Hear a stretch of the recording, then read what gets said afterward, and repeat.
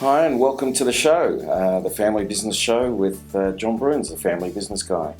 Today we have a very special show. Today we're talking about working inside, working on and working from the outside of a family business.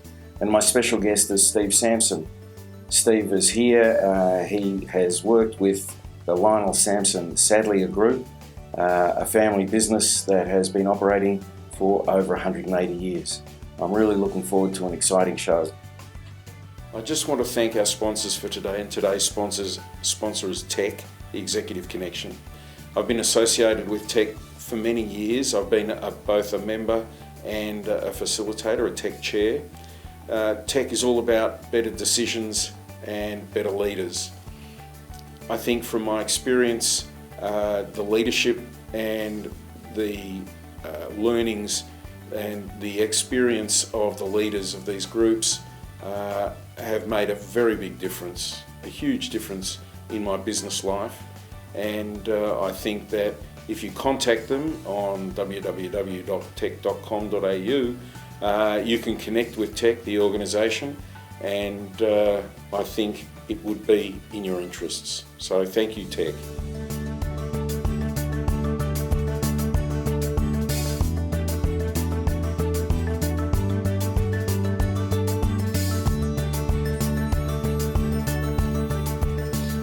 Hi and welcome.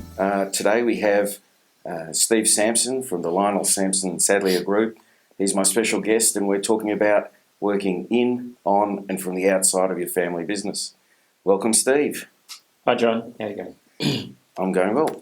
Just to kick us off and to give the viewers a bit of an idea about the Lional Samson Sadleir Group, I know that it's over 180 years old. How did it start? Well, I suppose it all goes back to my great-great-great-grandfather Lionel, who was bequeathed a chair on the London Stock Exchange, and he could have actually lived a very comfortable life in London, but in his late 20s, he had made a lot of money by having that seat on the London Stock Exchange. He was ready for adventure, and he was looking at that stage and going to Canada and setting up a business over in Canada somewhere. But as a chance meeting with James Sterling, where he was painted a picture of what was about to unfold over in the other side of the world, in Fremantle and Perth. And it was really interesting at that time in London because there was a thing called Swan River fever. So there was a lot of hype around what was happening on the other side of the world. And it was enough to get the interest of Lionel and his brother, and they came out with the first boats that came out with the colony. So it's got to be known that Fremantle was not a penal colony, it was a free settlement. And Lionel came with his brother, and I'm not quite sure exactly what they thought when they first hit the barren soils of the Western Australian coast, but chose to stay and build a business. And so he actually had a general merchant's business, which was instrumental in help setting up the colony. And as I say, he stayed here for the duration of his life, and subsequently the generations that came behind. James Sterling was only here for a short period and took off back to London. Like the intention from Lionel originally was to create a family business. It was a partnership with his brother for a period, and he had another brother living back in London, and they were trading. And then later his brother moved on to South Australia, and then Lionel had his business by himself, and then with his family, with his sons. Now, how it worked with the free settlement is that depending on how much money was brought to the settlement, they were granted so much land. And Lionel brought significant funds, and so he was lucky enough to have a significant portion of land. I used to joke with my uncle that if we had kept the farm, we would have been much better off, because the farm covered most of the western suburbs from Osmond Park through Cottesloe.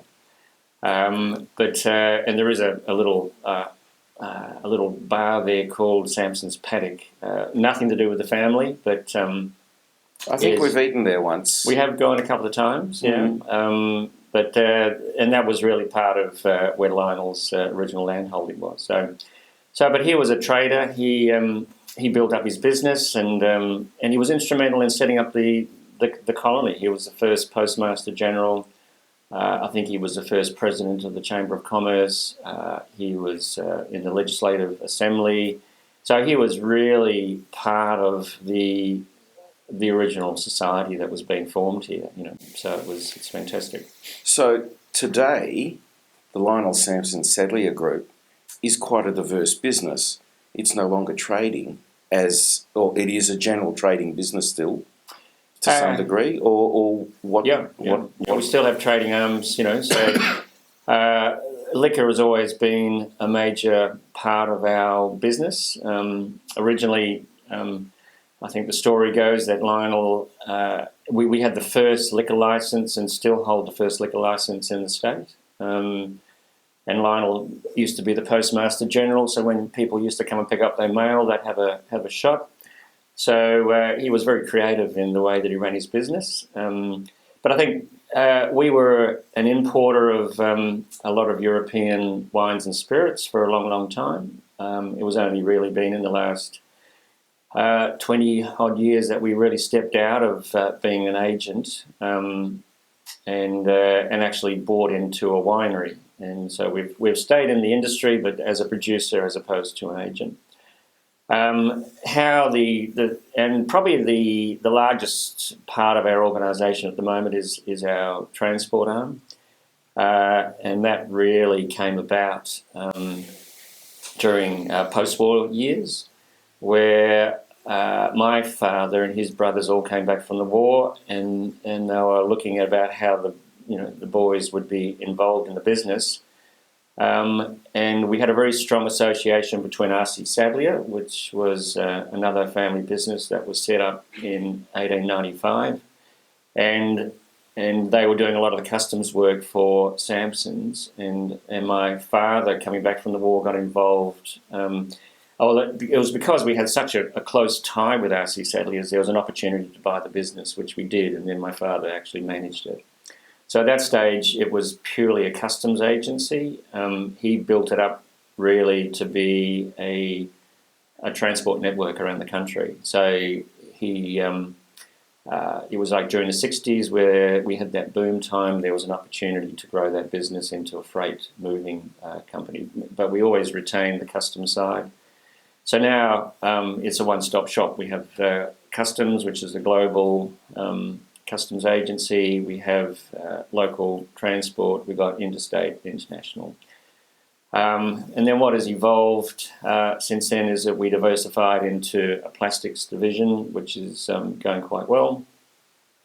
And so I think diversification is always good to protect your interests. Yeah. So we've started off with Lional Samson and his brother, and we're now 189 years. 189 years on.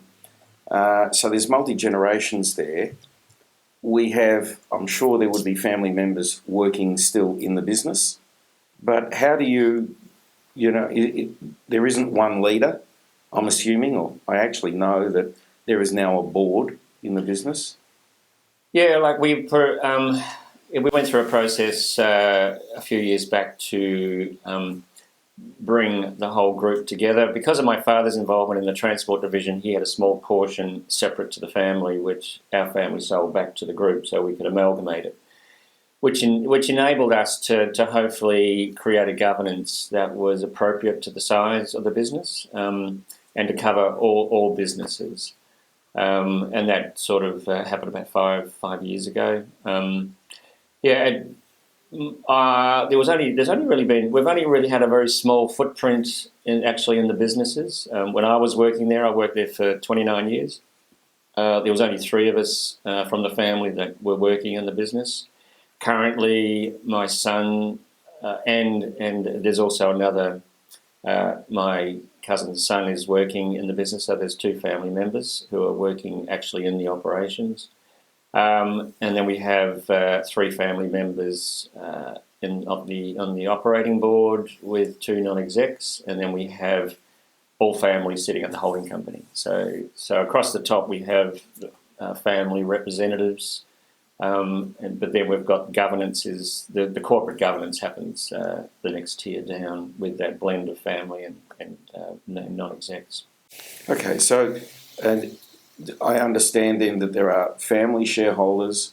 Are there outside shareholders? Is it a publicly listed company? No, it's and that's really that's the mantle that we hold is that we're the oldest family business on mainland Australia that is 100% owned by the original family lineage. So it hasn't been watered down, it hasn't been sold off, it's still held by the original family. So a lot of family members, but only 2 or 3 family members actually working in the business. Yeah, that's how it's been for a long time. I think, I think there was especially my father, like my background is engineering. You worked outside before you came into the business? Yeah, look, I went through and did university, got my engineering degree, worked here with the Public Works Department, and then went travelling and worked in London. Prior to going overseas, my father had a conversation with me and said, "I'd love you to join the business." And I said, "Thanks, Dad, but I'm going to do other things." Sadly, while I was overseas, he suffered a stroke, and then sadly passed away. So when I came back from overseas, I involved myself at the board level because I thought I wanted to make sure that what my father had created and worked all his life was going to be protected. So I thought the best way to do it was to be on the board, and I was doing other things, totally divorced of engineering. So, but what I found was I wanted to be a better informed board member, and to do that I actually had to get a bit of a sense of the industry and our particular company, and I got involved in the business at that stage without the intention of being there for the long term, but really to be a better board member. It was during the 80s when things were incredibly tough and high interest rates, and my only involvement that I could do was to actually push a barrow and empty wagons, and so I was an engineer who was working with the guys on the floor. This is going to be a great opportunity for us to start looking at challenges in our next part. But now we're going to take a break, and we will come back shortly with Steve Samson from the Lional Samson Sadleir Group.